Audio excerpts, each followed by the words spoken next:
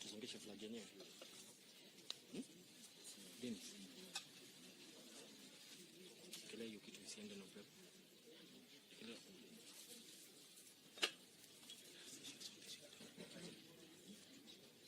Nyuma.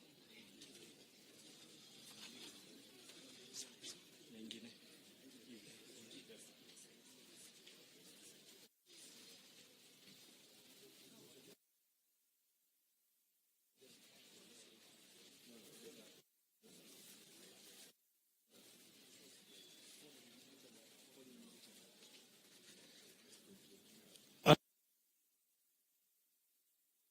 To invite His Excellency William RUTO, His Excellency Speaker Justin MUTURI to be on their feet and to be joined by His Excellency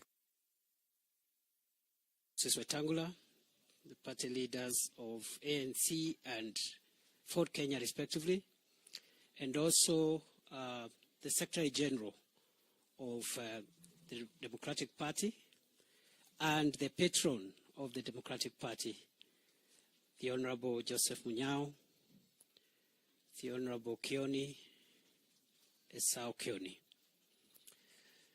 So they will display, each team has 2 copies of the agreement. They will display it and then exchange the documents.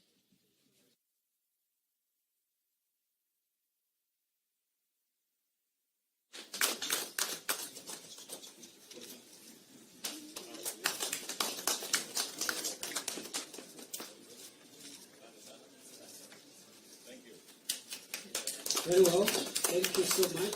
Thank you so much. I want to request Excellency William RUTO, Speaker MUTURI, Honorable Musalia Mudavadi, Honorable Wetangula to remain behind.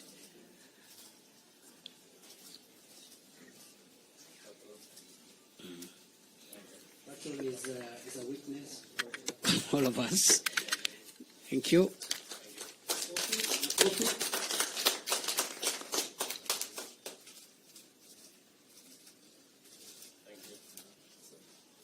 Asante.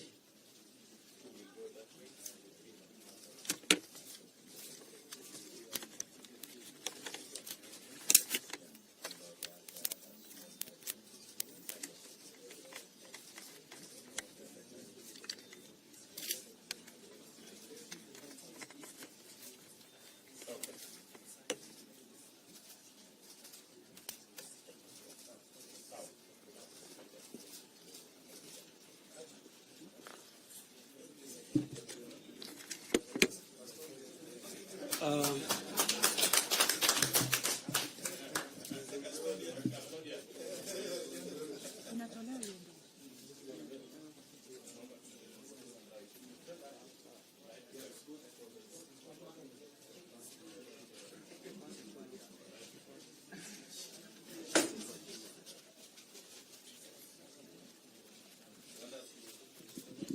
will now have the remarks in the order in which I explained. Karibu, Your Excellency William RUTO, Party Leader UDA, Presidential Candidate Kenya Kwanza. Karibu.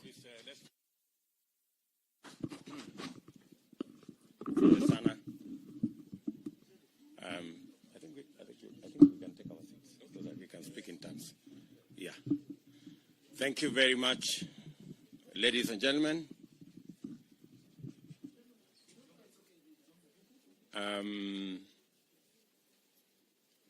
Thank you very much. Does anybody have a problem with my cape? I'm told that the media people want me to remove my cape. Lakini mnajua hatupangwingwi. Mbona mnataka kutupanga?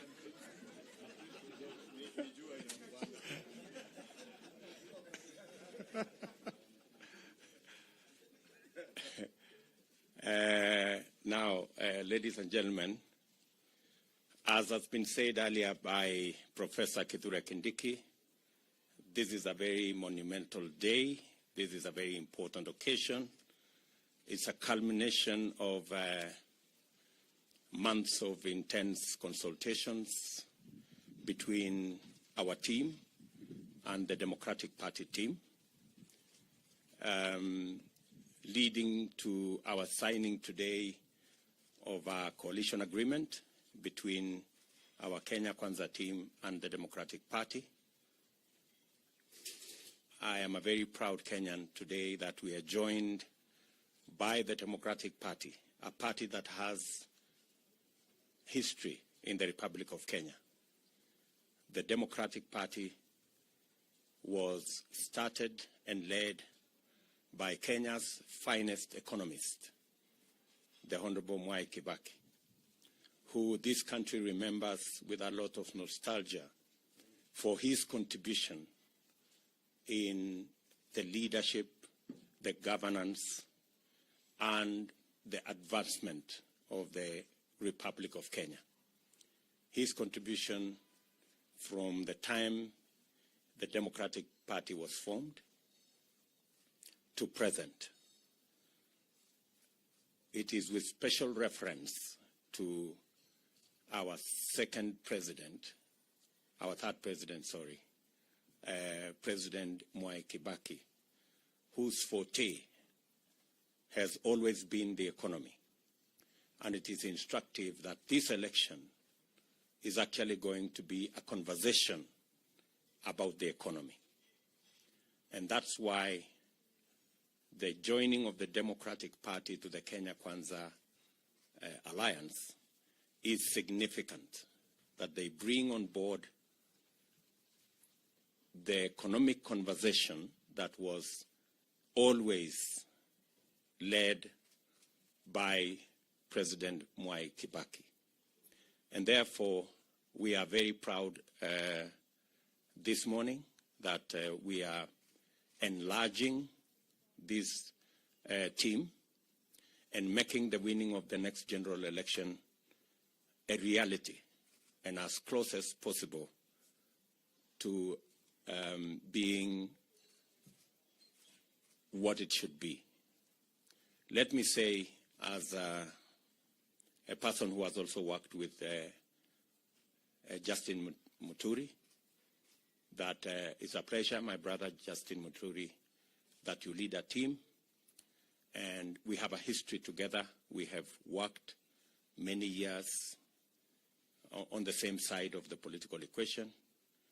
This would have probably been the only time we would be on different sides of the equation. But again, fate has had it that we will again be on the same side of the political equation. So again, I am very happy that we are meeting here this morning.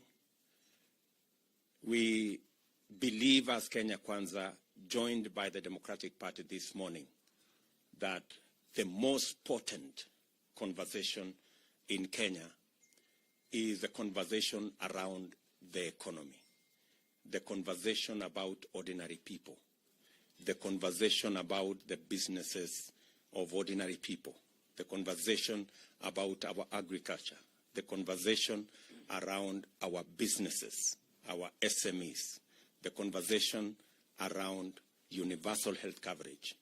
And that is what brings the Democratic Party and the Kenya Kwanza fraternity together. The conversation about the people of Kenya.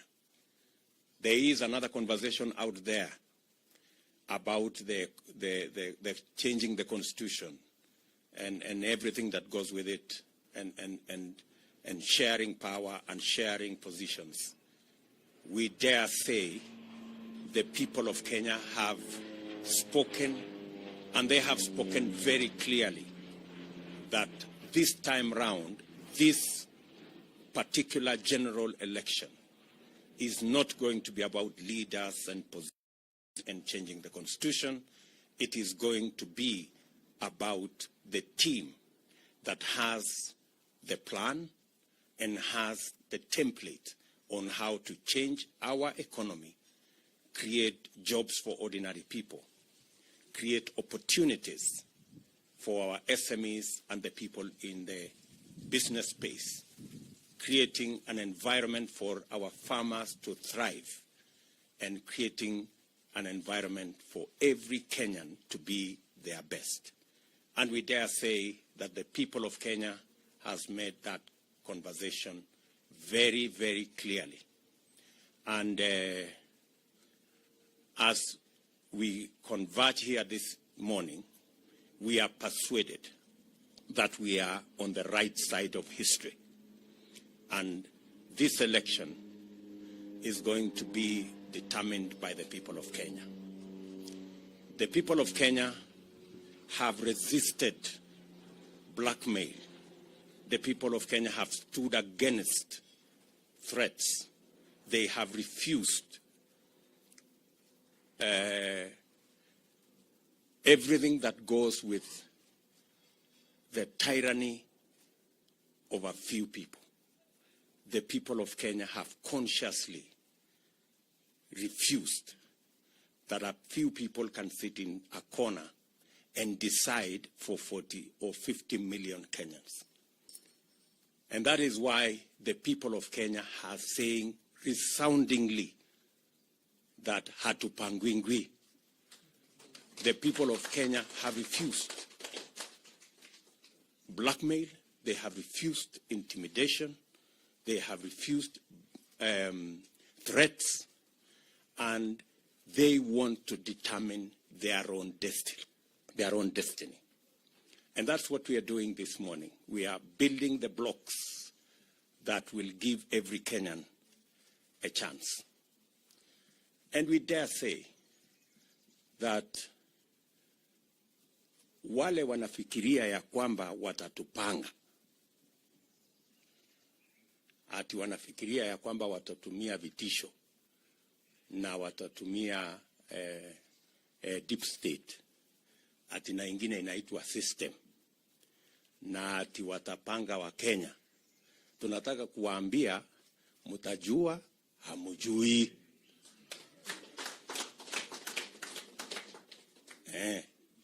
Hamuwezi kutupanga na hamuwezi kutulazimisha na hamuwezi kutununua. And we are this time round going to shame the deep state and the dark forces.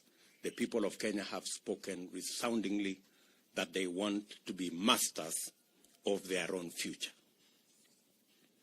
And so we want to say it loudly and clearly to our competitors that please try and cobble together a plan and an agenda to sell to the people of Kenya. Stop wasting your time trying to re-engineer our literature.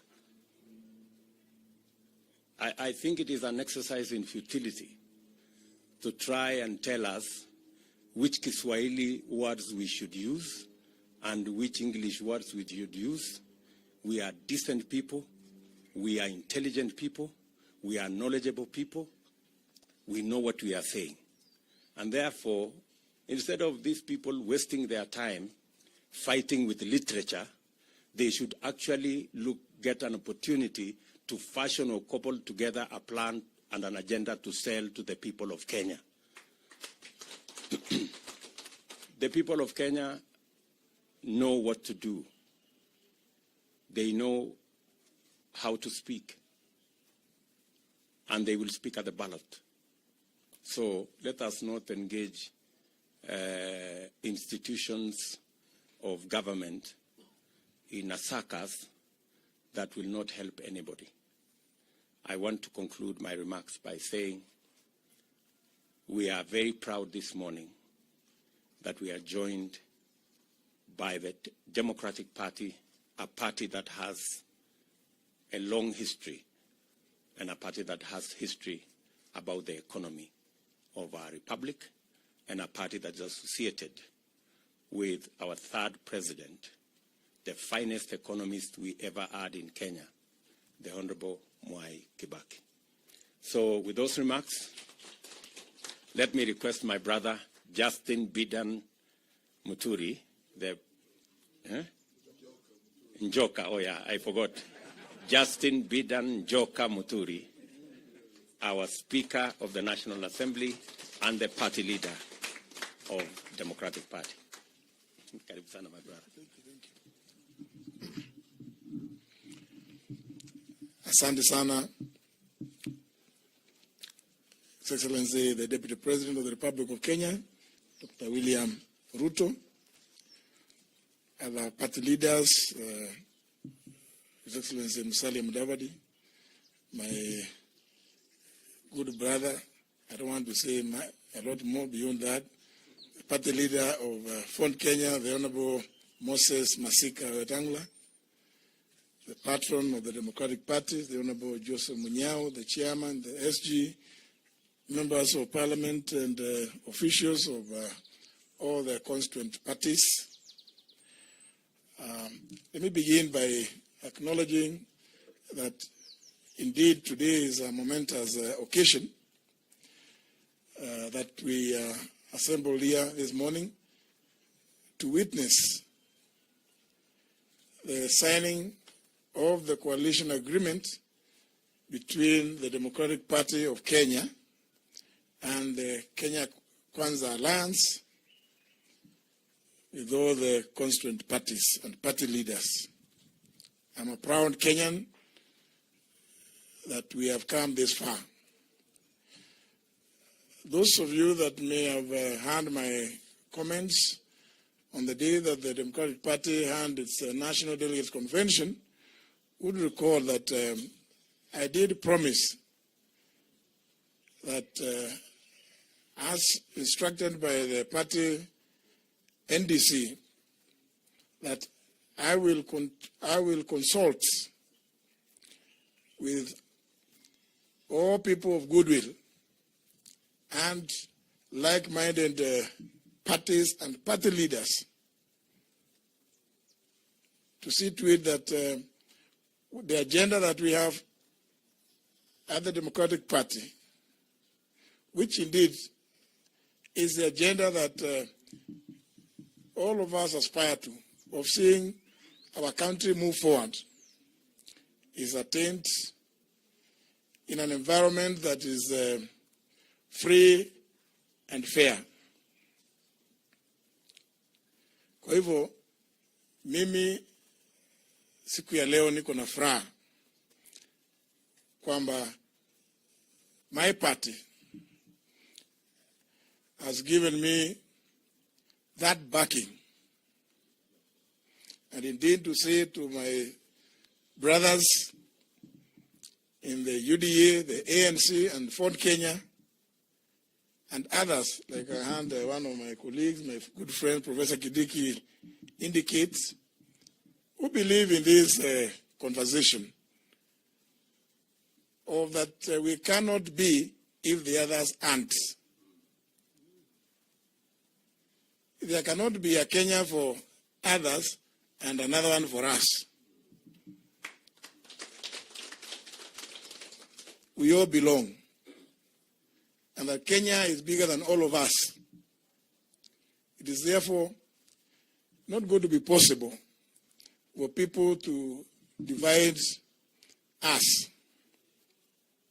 And I'm happy that after several conversations in this effort of coming together, that today we have realized that dream of working together to build a better Kenya for our children and our children's children.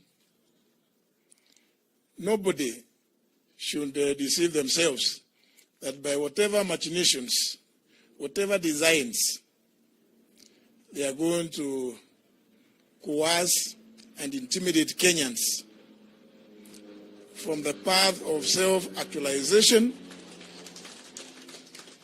which I dare say will be realized on the 9th of August this year. And I have gone round. I've traveled to a number of places in this country, and I can confirm that the heartbeat of many Kenyans is within the aspirations that are espoused within this coalition.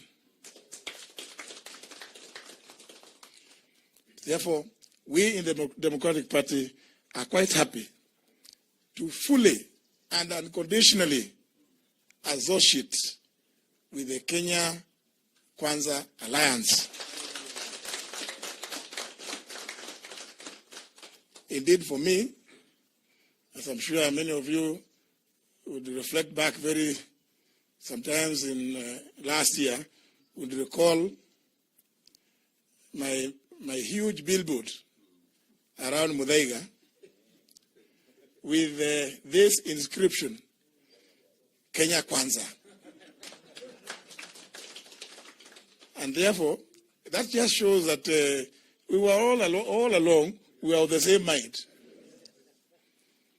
My brothers took the more secret route of registering Kenya Kwanza.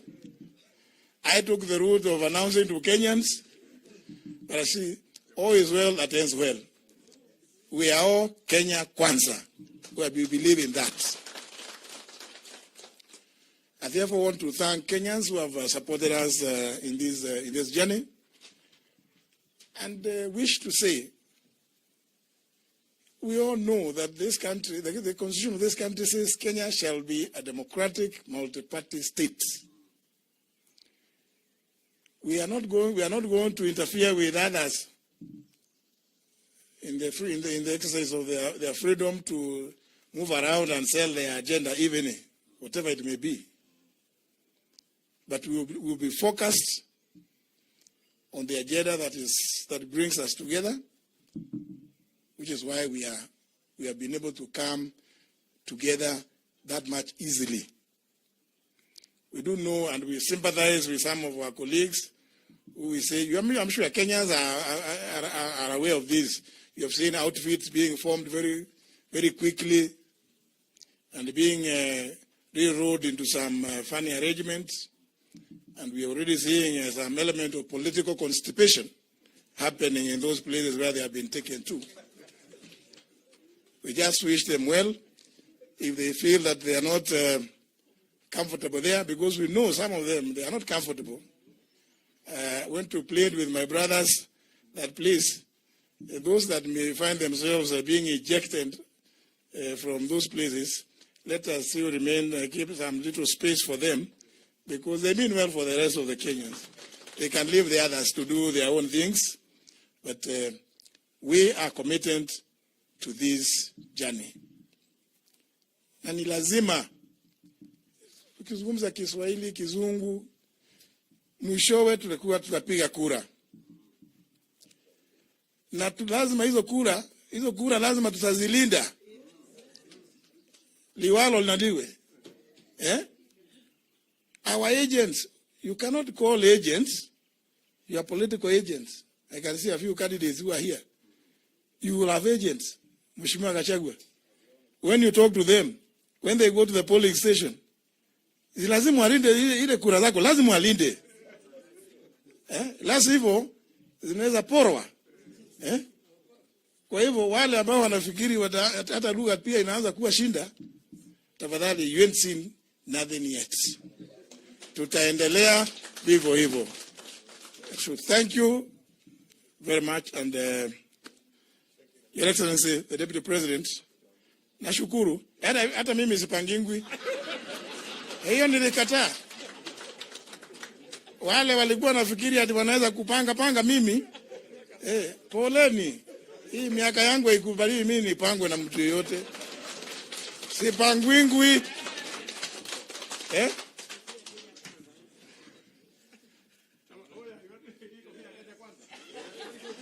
Oh.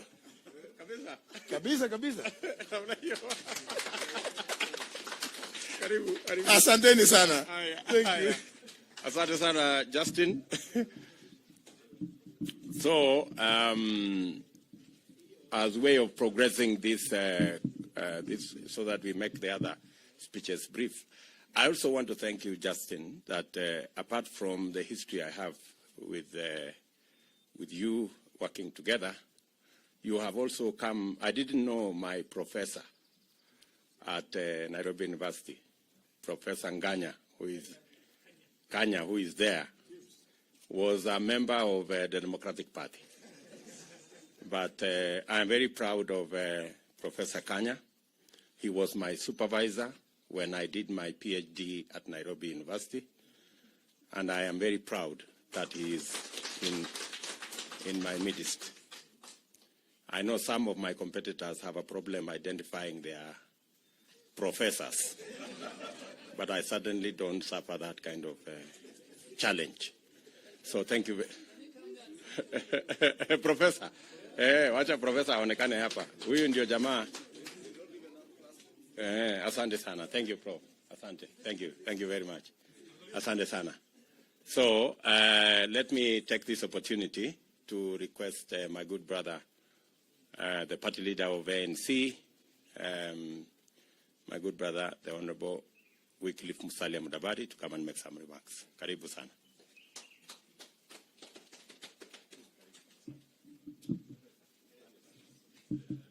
Thank you, Your Excellency Deputy President. Our good friend, Ndugu Justin Muturi, Speaker of the National Assembly, the leadership of the Democratic Party who are here, Mzee Munyao, Esau, and all others, the Secretary General Yakub, and my colleagues in Kenya Kwanza. First, I just want to express two things. The first one is to say karibu ndugu kwa Kenya Kwanza Alliance. Tunatoa shukrani. We are happy that a party with such a history, led by good people, experienced public officers in this country, have voluntarily chosen to be part and parcel of the Kenya Kwanza Alliance. This is a historic day. And, ladies and gentlemen, when we said there would be an earthquake, surely this is another earthquake. Because if we just sit back to actually internalize the import of this session to the people of Kenya. Not too long ago, the judiciary of Kenya sent a very strong message, first through the High Court, then through the Court of Appeal, recently through the Supreme Court of Kenya, that they stand to make sure that the independence of institutions and the right of the people of Kenya shall not be trampled upon by the executive now or even in future. That was a very, very solid statement. Today,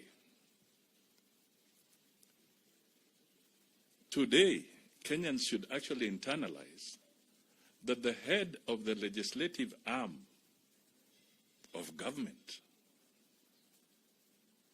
is also sending a very clear message to the Kenyan people. Because this is the head of the Democratic Party, but please don't forget that he's the Speaker of an arm of government recognized in the Constitution.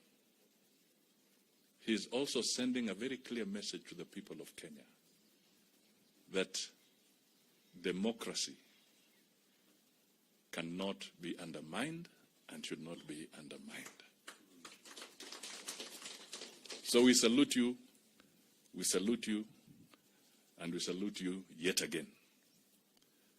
Finally, today is supposed to be a deadline for political parties to submit documentation to the Registrar of Political Parties.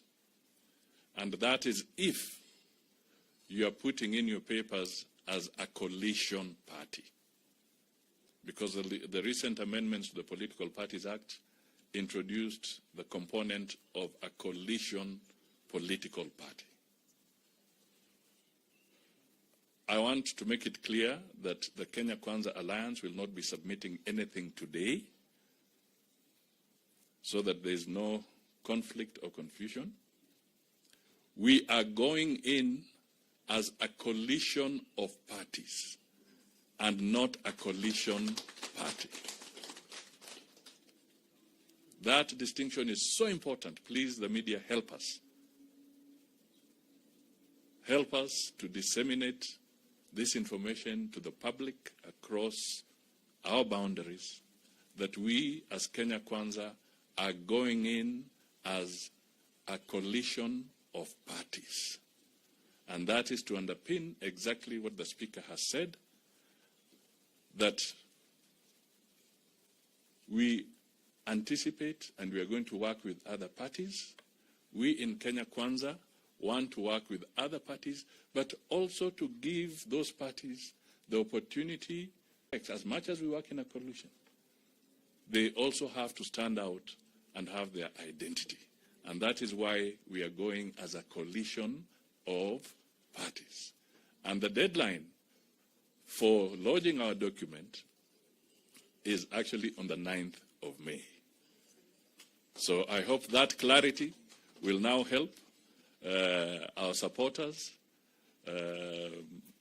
As the Speaker put it, there are some fellows who will require Ino or Andrews across the political divide, because what we have seen from our competitors is that they're trying to force an engagement that does not allow for the recognition. And us in Kenya, we are saying there's room for that recognition. So with that, I now say, Ndugu, well done.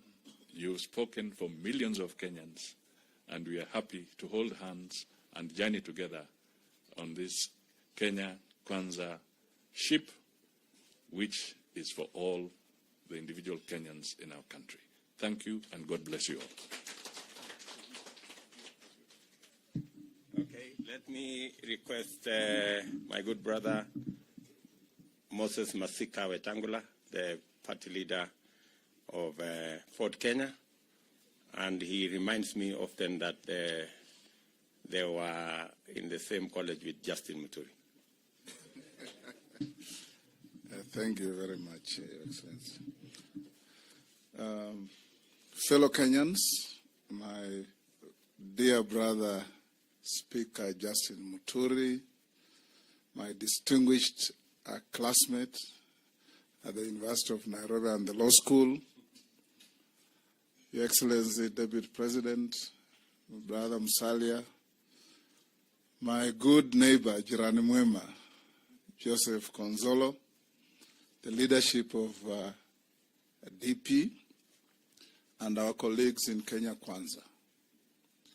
Today is a very, very important day because this event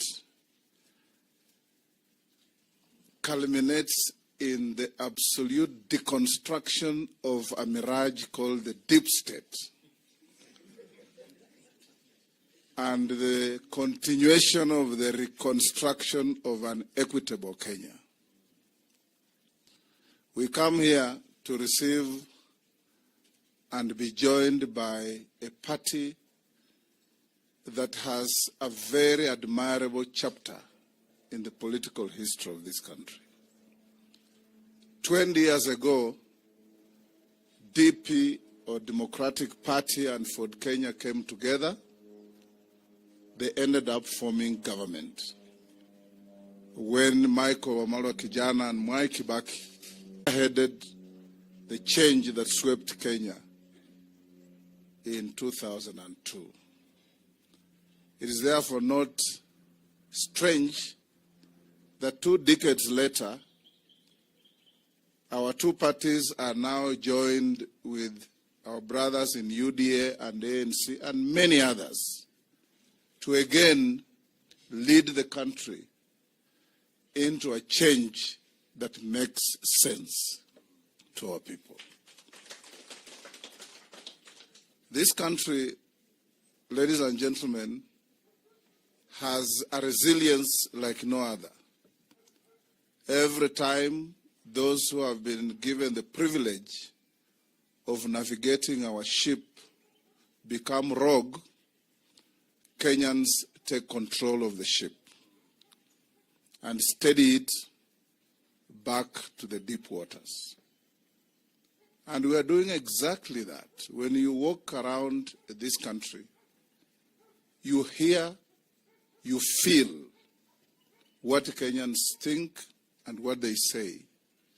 Of course, there are those who fall in the category of a character called Maimuna in a book called God's Bits of Wood.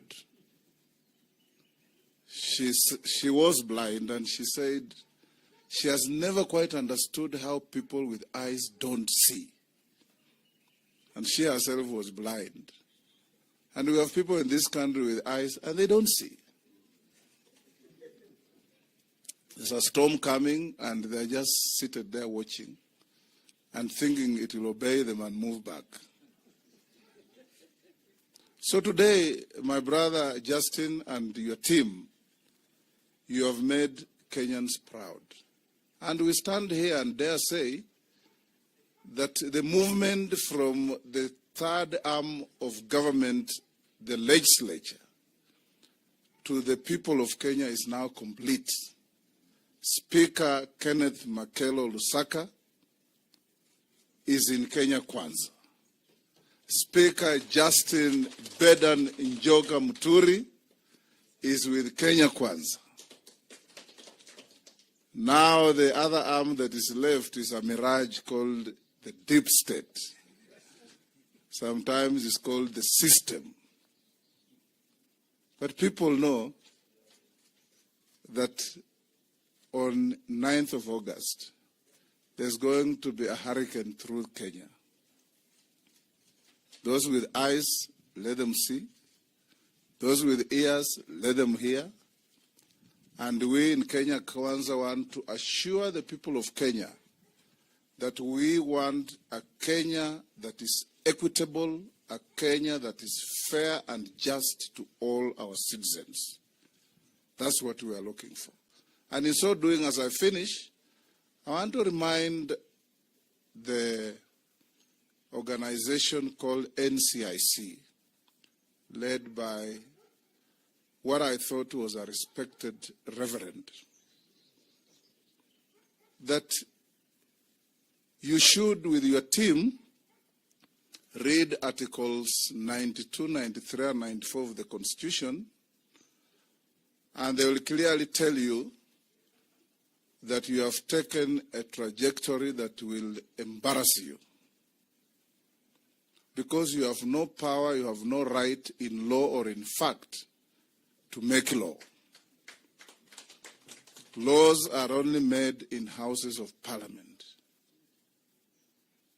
You must also read Section 25 of the Act that set you up, that defines what your role is. It does not include telling Kenyans which vocabularies to use. It doesn't. And when Kenyans say Linda Kura, it is real. When Kenyans say Hatupangwingwi, how does that threaten our cohesion? When Kenyans say watajua hawajui, how does that threaten our cohesion? So Reverend Kobia and your team, you are now falling into the trap of Kenyan public servants who think that at every time they must appear to be doing something, however ridiculous.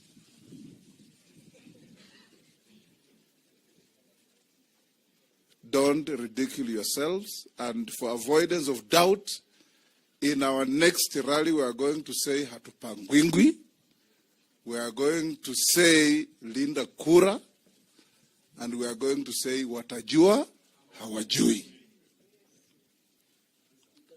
And I can tell you, Kenyans, that the growth of language can never be inhibited by any single individual. That's why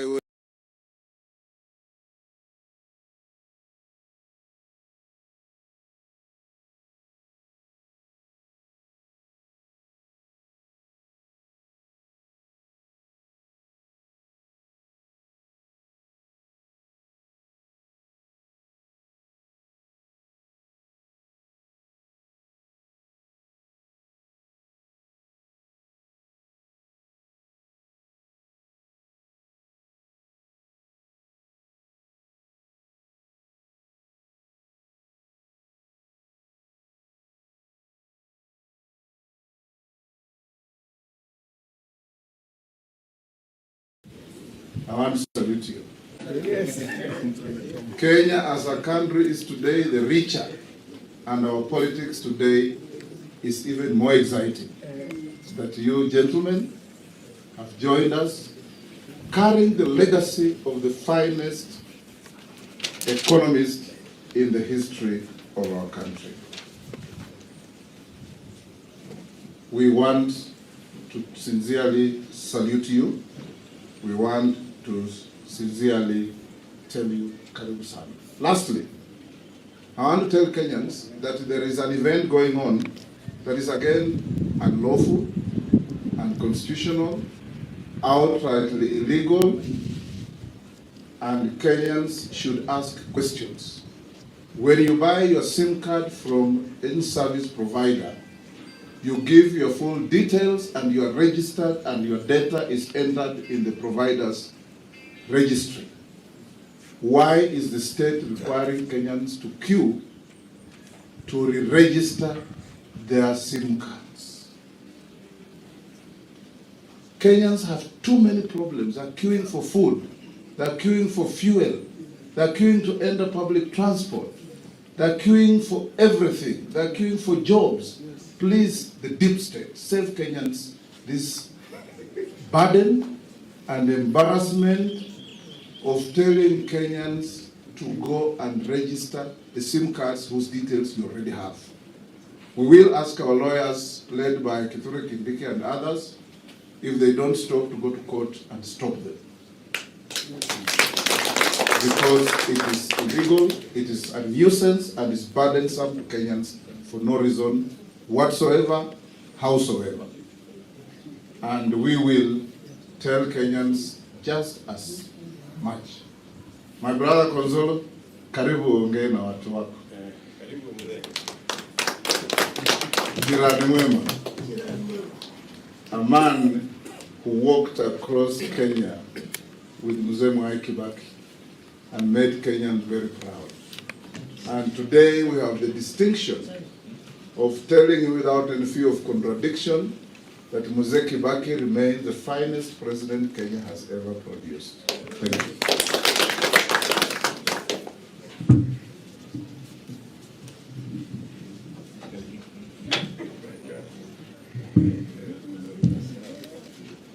It can't be still money. Can I say good afternoon? Good afternoon. My colleague, His Excellency, Deputy President of Kenya, the leader of the ANC, my good friend, and my General Mwema, about Pamoja for a long time, particularly when you were the Minister for Foreign Affairs. You know how Kibaki used to praise you when we go for cabinet meetings, which today I never held. And my party leader, JB MUTURI, my chairman,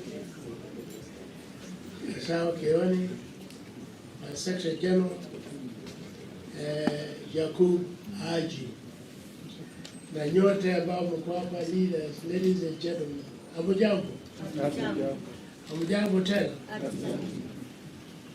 My neighbor, my good neighbor, you made a very good comment when you were finishing. When you talked about Honorable Kibaki, it reminds me of so many things. He has been my party leader for many years. And I would like whatever we are doing, like it has happened in churches, when you are being ordained, the bishop holds your hand and then gives you the authority to go about reading the Bible. When we finish Kenya Kwanza, and for our success, I would like to ask the Deputy President to find a moment when we can now visit Mheshimiwa Mwai Kibaki, at least to place his hand, and you know you will do it, to place your hand on you so that we may lead the country like he has been doing. I'm happy to be here with all of you, at least trying to achieve what my National Delegate Conference the other day resolved, that we better be joining the people with our ideas, we share the ideas, the opinions. I may not talk much about many things, but let me talk about Democratic Party of Kenya. Democratic Party of Kenya, many people think it's 20 years, that is 1992. Because 1992 is when we got, when Section 2 was scrapped, and then we were given a certificate. We had started way back, we are 35 years now. We had started way back in 1987, when Kibaki was the Minister for Health, and because we used to meet every night at John King's area, at Karume's area, thinking about, because at that time we were one party. And then at that time, 1987, we started talking about a Democratic Party. And that continued up to the time when we got the document, that is 1992. And that time, because there is this American organization called NDI, there was one representative of NDI who had just come to the airport, and then on arrival he was asked, "Who are you? And where are you going?" He said, "I am a director of NDI, and I am going more democracy." Sort of way back. Hiyo kitu naita democracy, we don't know it about here. That is why after receiving the document in March 1992, myself and Honorable Kibaki, we traveled to Washington with a document to tell them, Kenya is a democratic country. You are now welcome. Come back here and be with us. And from that time, you know what has been going on until where we are now. A lot has been said and a lot has been done. I may not cover a lot of those things, but I may highlight a few things which we and the Democratic Party are aligned on and what we would like to see. It is good that we are now joining Kenya Kwanza, and we are going to be part of Kenya Kwanza, sharing opinions, sharing our thinking so that at least we move together. We have got 2 or 3 points which are very, very important to be highlighted. One is that DP joins Kenya Kwanza coalition as a distinct party. That is one thing which is very, very clear. Number 2, all party leaders of the coalition are equal in management of the coalition. Is that right? Number 3, any member of the coalition can exit within 30 days from now. So you've got 30 days, 30 days to think about it, evaluate, and tell us back what it is. And then government shall be shared on the basis of the elected numbers. That is MCS, MPs, women reps, senators, governors. There's only one president. The rest we will have to share. Because the rest is our roots. Your roots is the MCS as a party. Your roots is the members of parliament. Your root is what you get in the area, like governors, like senators, and whatever. That is your strength. And that is most important. I think Your Excellency, the Deputy President of Kenya, who has been there now for, is it 9 years or? We now have got 4 months to see the change. And within these 4 months, we want to see the real change. And the real change is going to storm in here. I'm happy, my friend, you talked about the storm. We have been thinking of where we waited to see the storm. Kumbe, it was going to be here today, the 9th of April.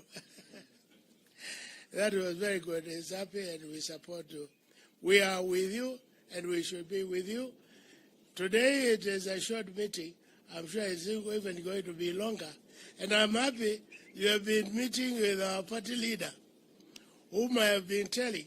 You know, I've been party leader from the time Kibaki got where he is.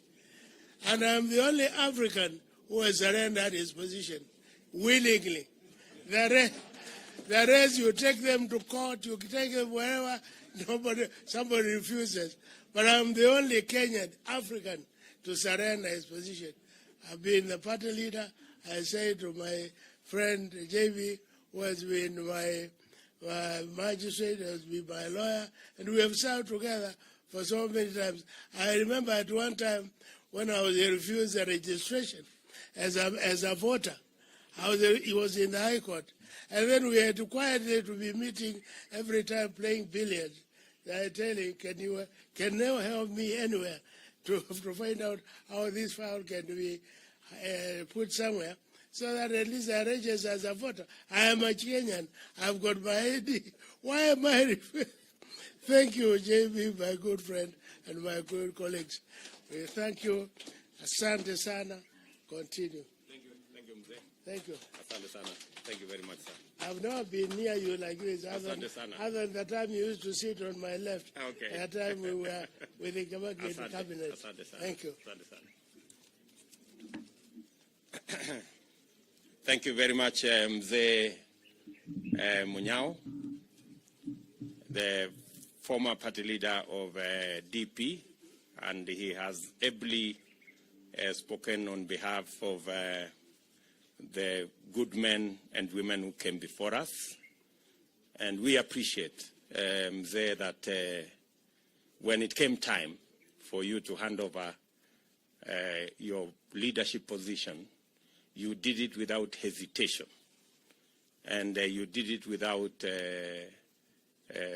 trying to manipulate things around you. Yes. So let me request a minute for our good lady, Alice Wahome, a member of the Kenya Kwanza team. Thank you, Your Excellency, for this short moment to also join the party leader, UDA, party leader, ANC, party leader, Ford Kenya, and our newest member, the Democratic Party, led by Justin Bidan Joka Muturi, the party leader for the Democratic Party, escorted, of course, by the great Munyao. This gentleman cleared me to learn for Kandara constituency in 2002 on Democratic Party. And I had been locked out by those old systems and practices. But when all the papers reached him, he decided everybody is cleared, waonane kwa kiwanja, and that is how I started my journey to political life. I want to join you, Your Excellency, to say that this is a great moment. The Democratic Party joining Kenya Kwanza. This is a great team. The addition today makes us more powerful, emboldened, gives us new energy on our road to a new Kenya. We're looking forward as Kenya Kwanza to a country where economic freedom, and I think the hallmark of Kenya Kwanza will be economic freedom through the empowerment of the Kenyan people from bottom to top. Your Excellency, I am very humbled today to see that we are growing stronger. I won't just maybe agree with those who have said hatupangwingwi. Initially, that word was sounding, I don't know whether it's English or Swahili, but hatupangwingwi is a terminology that you cannot restrict or decide from your desk in our commission of NCIC that you will prescribe. Neither can you do for leader Kura, leader Katiba. These words will continue coming as we protect the democratic space. So I wrote and posted on my FB and also on my Twitter that I will be one of those who will defy NCIC. And therefore, on this platform today, I have an opportunity to say to Kenyans, musipangwe, musikubari, hatupagwigwi, and we will not bow down to new dictators in our public service.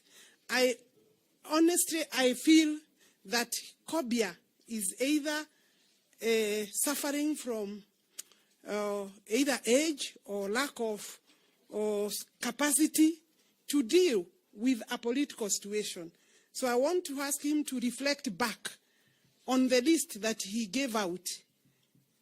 When I saw His Excellency the other day threatening Kenyans that if Honorable Raila had been hit by a stone when his chopper suffered the fate Your Excellency has suffered before, His Excellency coming to defend. And it's true, you were very magnanimous when you apologized, because it wasn't a good thing.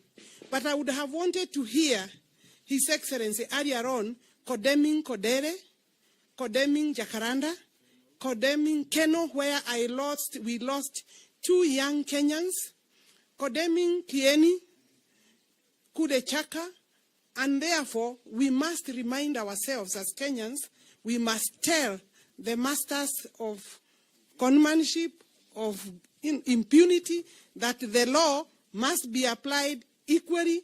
We will not accept selective application of our law or our constitution. And therefore, they will find us ahead of them.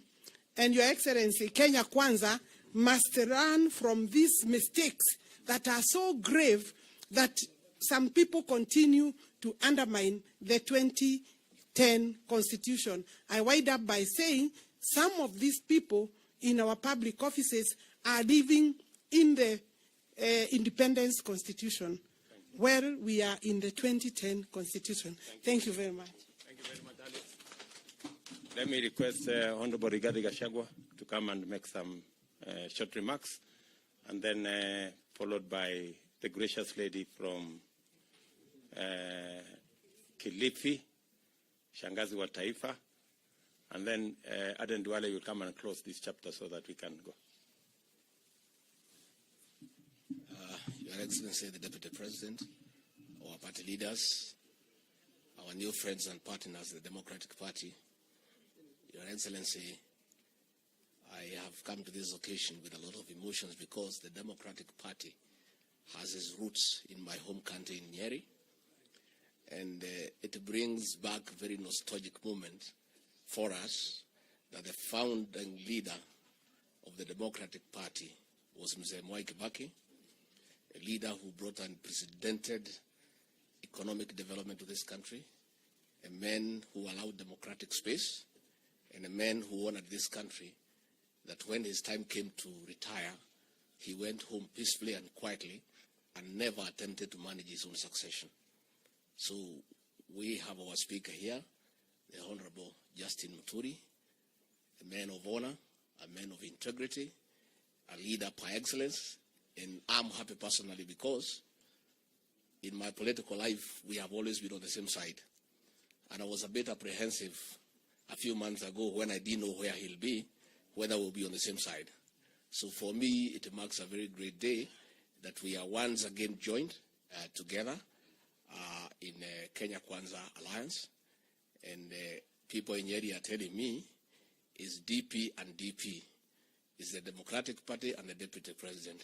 It's coming out. It's very good rhyme for those of us who studied literature. Your Excellency, the Deputy President, many people are telling us to remind you that when they elect you as president 4 months from today, they know you are going to inherit a dilapidated economy, a country with 11.2 trillion debt. The people of Kenya are asking you, you may not do much, but they're asking you, when they give you that opportunity, can you please restore Kenya where Mwai Kibaki left it, even if you don't do anything beyond there. The people of Kenya are also asking you, like Mwai Kibaki, don't use the criminal justice system to manage politics. Manage politics the conventional way like Mwai Kibaki, allow democratic space, let people go about their lives, and have less and less government in people's lives and more services from government. That is what the people of Kenya are asking you. And that is why we want to tell the likes of Ezra Chilomba, we know the dark forces from the deep state. You are a man on a mission to interfere with the electronic transmission of results, to interfere with the whole electoral process. But the hustler nation is everywhere. Even where you are planning all these things, our people are there and we get to know every day. Na kwa hivyo wewe Chiloba, utajua uchui, mkiwa na hiyo watu yako. Finally, we want to tell NCIC, if the deep state is uncomfortable with the name Hatupangwigwi, tell them they have a very simple way of solving that issue so that they don't have to hear the name again. Let them stop trying to pang us. Then the matter is finished. But if they insist, the choice is they will have to expand the prisons because Kenyans are saying hawatapangwa. And there's nothing you can do about it. People are very much aware. People are on another level in terms of information. And the people of Kenya will not agree to be forced to do what they don't have to do. So for the Democratic Party, Justin Muturi, we are very happy, our Speaker, that we are now together. We are a stronger coalition, and we are going to win this election and start an urgent transformation of this country for the benefit of our people so that we can change their lives for the better. Thank you very much. Asante sana. Thank you very much. Very brief remarks from the gracious lady, Aisha Jumwa.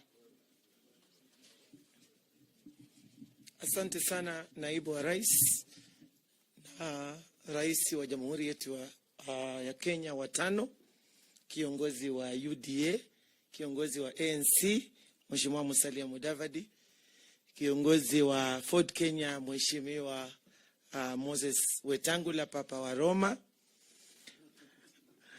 my speaker, my chairman, na kiongozi wa party leader wa Democratic Party of Kenya, viongozi wote walioko mahali hapa. Mimi yangu yatakuwa machache. Kama nilivyo shangazi wa taifa, lazima niongee na taifa.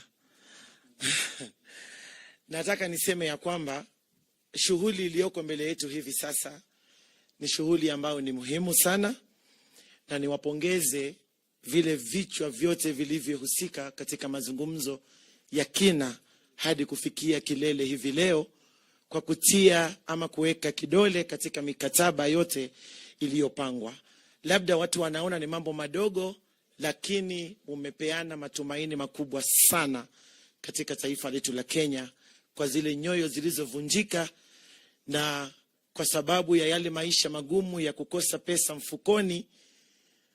Nataka niseme leo Wakenya wamezidi kuendelea kupata matumaini kwamba ajenda iliyoko mbele yao viongozi hawa ni ya kurudisha matumaini, kurudisha pesa mfukoni, na kurudisha maisha ya Wakenya mahali Mheshimiwa Mwai Kibaki alipoyaacha. Kwa hivyo mimi sitakuwa na mengi ya kuzungumza. Nataka niseme tu ya kwamba kwa Professor Kobia akiwa chairman wa NCIC, sidhani kwamba ana akili fupi kiwango cha kwamba anakosa kujua majukumu yake ya tume anayoiongoza. Tunajua ni mtu aliye na tajriba, lakini yale maneno anayoyazungumza hivi sasa sio yake, ni ya wale madikteta. Lakini tunataka tuwaambie, mtajua hamjui. Maanake Wakenya hawatanunua uoga, na hata mkiwapea bure hawatachukua, kwa sababu tayari wameshajipangwa na hawapangwingwi. Kwa hivyo mimi nataka niwakumbushe, mnapozungumzia terminology kama hatupangwingwi, msisahau kwamba kuna mtu anayetumia ya kwamba kila Mkenya ama vijana washike bunduki na risasi, na akisema fire, hawa vijana watafire. Kwa hivyo mnapojipanga huko, mjue ya kwamba Wakenya tayari wameshajipanga na hawapangwingwi. Mimi Aisha Jumwa sipangwingwi, Muturi hapangwingwi, Ruto hapangwingwi, Musalia Mudavadi hapangwingwi, Mheshimiwa Papa wa Roma Weta hapangwingwi. Yani jamii ya Kenya Kwanza haipangwingwi na Mkenya hapangwingwi. Kwa hivyo kwa hayo mengi machache tunasonga kuendelea mbele, na kama alivyosema party leader wa Democratic Party ya kwamba tunajua hata yule ambaye analia akiwa nyuma ya curtain si kwa mapenzi yake, roho yake bado iko hapa Kenya Kwanza.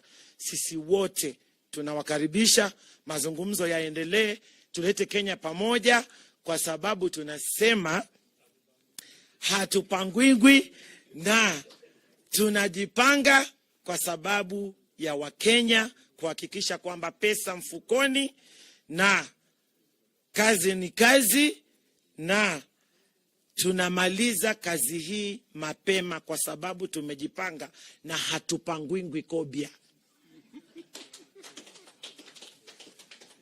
Haya, wa mwisho, only 1 minute.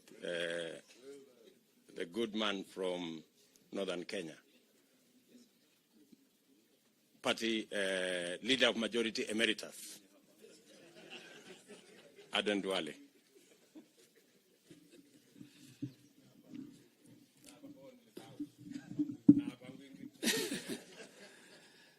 Thank you, Excellency.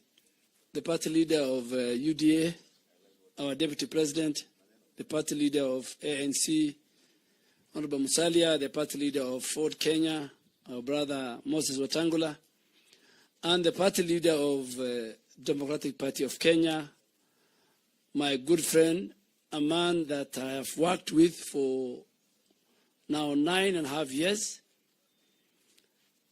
I can speak for the party leader of DP, and I can speak for the leadership. But it's very interesting that the key leaders who worked with the President Uhuru Kenyatta are here today. Very, very strange. The two majority leader emeritus, 3 are here. Honorable Kindiki, Honorable Duale, and Honorable Murkomen. His deputy is here. His speaker is here. The other speaker is in Kenya Kwanza. And this reminds me of 2002 when leaders led by George Saitoti walked out of Mzee Moi. So you see where Kenya is heading. The president has been left by all his lieutenants. And he's now in bed with his perennial historical enemies. So the people of Kenya can tell the difference. Number 2, I think I'm seeing something that Chiloba has corrected. Because I tweeted last night and I told him, you dare disconnect. And I talked to Safaricom. I have an agreement with Safaricom, not CAK. And I'm a post-paid member, so they have my details. Now he's saying, I meant those Kenyans who are not registered. That's what Chiloba said. But we are telling Chiloba, you have been put there, we know you, and soon or later, we are going to monitor, we will focus on you. You have not been taken to CA as an ordinary director general. We know what you want to do on the polling day as far as the internet is concerned. We know the data you are collecting. And we know you're working for the deep state. And we will flag you and we will profile you. Just like the way we profiled your other colleagues within the deep system. Number 2, I just want to speak to a man I helped become the chair of NCIC with the speaker. And I participated in the enactment of the NCIC Act. It has my signature, that bill. I participated in the approval of the commissioners led by Kobia. The speaker and the colleagues here will tell me. And you have an act, and Honorable Wetangula has read for you.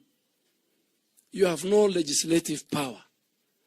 And we are giving you as evidence today that I thought, he will even ban nobody can stop reggae. That should have been a word that should have been banned. Instead of banning nobody can stop reggae, you are banning the word tutalinda kura. We want to tell you from here and telling our supporters, tutalinda kura yetu kutoka wale ambaye wanataka kuiba. So kila kijana ambaye anasikiza sisi, lindeni kura yenu usiku na mchana mpaka Mheshimiwa RUTO atangazwe kuwa rais wa Kenya. Ya pili, miaka 4 kutumia BBI mulijaribu kupanga wa Kenya. Led by the president himself. Ulijaribu kupanga wa Kenya, ukajaribu kupanga your succession. I don't know what you fear. Tunakwambia hatubangwingwi sisi. Na hatuwezi kubali. We will not be part of your plan. Na ya mwisho, mutajua hamujui. We are telling from the highest office to the smallest man. Mutajua hamujui. Na sijui mutadu nini. Tumesema mutadu nini. Kobia unatusikia, utadu nini. Wale wamekutuma, mutadu nini. Ama mutadu. So we have reached a stage where we must speak to one other very candid. We are joining with the DP, we'll join with many others because we share that we must fix our economy. And Your Excellency, let me be very kind to you. Even when we form government, the first 18 months, if we don't fix this economy, Your Excellency, you and our team, Kenya will go the Greece way. A Minister of Finance without taking the due process of parliamentary process and committees, the budget making process, was telling the country, I propose this, I allocate this. There is nothing he has proposed. There is nothing he has allocated. From Tuesday, the Speaker will refer those estimates to departmental committees, to the budget committee. We will reallocate what you have allocated. We will change what you have proposed. And you are just cheating the people of Kenya. The budget is not yet done until Parliament approves. So, Ukuriatani, what you read is what you usually read in a village in Marsabit. Thank you very much.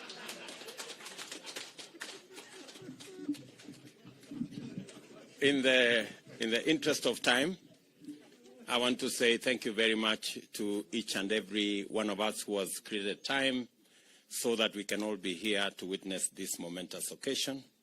Again, to congratulate the Democratic Party, patron Mzee Munyao, party leader Justin Muturi, chairman Mzee Kioni, Mzee Haji, the Secretary General of the Democratic Party, and all your members, and to all of us from the Kenya Kwanza fraternity, and to thank the media for taking time to be part of this event.